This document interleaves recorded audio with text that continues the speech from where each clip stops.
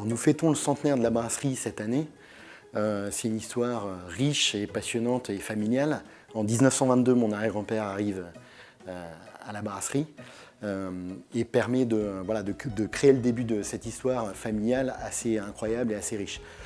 C'est une histoire familiale, c'est une transmission de père en fils. Je représente aujourd'hui la 5e génération au sein de la brasserie.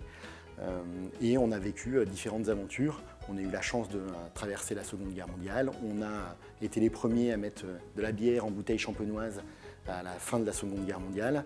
On a mis la marque Jeanlin, date de 68, c'est l'histoire de mon grand-père, parce qu'avant ça, il n'y avait pas de marque sur nos produits. Et puis en 90, quand mon papa reprend la direction, eh bien, c'est le début du développement des différentes marques, de différents produits, de différents conditionnements pour s'attaquer à un marché plus large.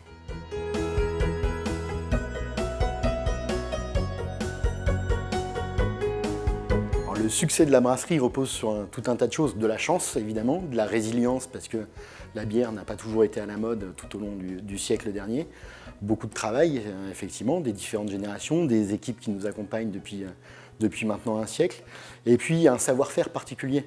En 1922, quand mon arrière-grand-père arrive à la brasserie, il y a une levure qui est dans les murs, et cette levure elle est spécifique, elle type nos produits, elle type la bière, et la Jeanlin-Ambray qui est cette bière iconique que l'ensemble des consommateurs connaît, elle est liée très fortement à cette levure qui est spécifique. Et puis après, il y a tout un travail autour de la sélection des matières premières. L'orge est sélectionnée dans les Flandres françaises et en Alsace. L'eau provient de sous nos pieds, donc voilà, il y a une vraie qualité par rapport à l'eau. Voilà, il y a tout ce travail, cette passion qui est autour du produit qu'on aime particulièrement.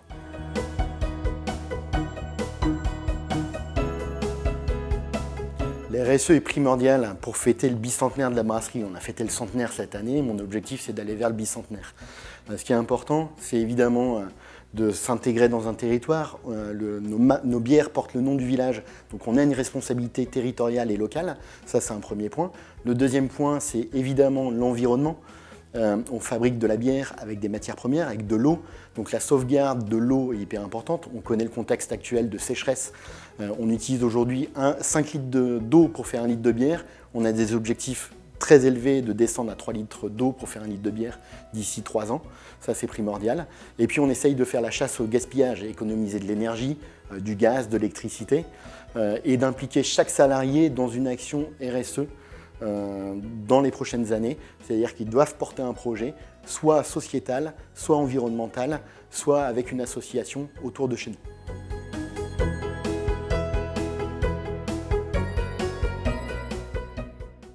L'innovation est primordiale pour s'intégrer entre notre tradition, notre histoire familiale qui dure depuis un siècle, et puis répondre aux demandes du marché finalement.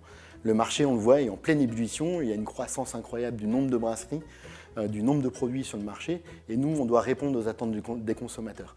Et puis, c'est aussi une volonté chez nous d'impliquer l'ensemble des salariés sur la création de produits, finalement retrouver ce geste du brasseur, d'aller chercher les meilleures sélections de matières premières et de créer de nouvelles recettes qui peuvent à la fois répondre à leurs attentes et répondre aux attentes des consommateurs. On fait un travail évidemment sur les recettes, mais aussi on fait un travail sur le packaging. Là aussi, il peut y avoir beaucoup d'innovation en intégrant la RSE évidemment, consommer moins de plastique, consommer du carton qui produit moins d'énergie.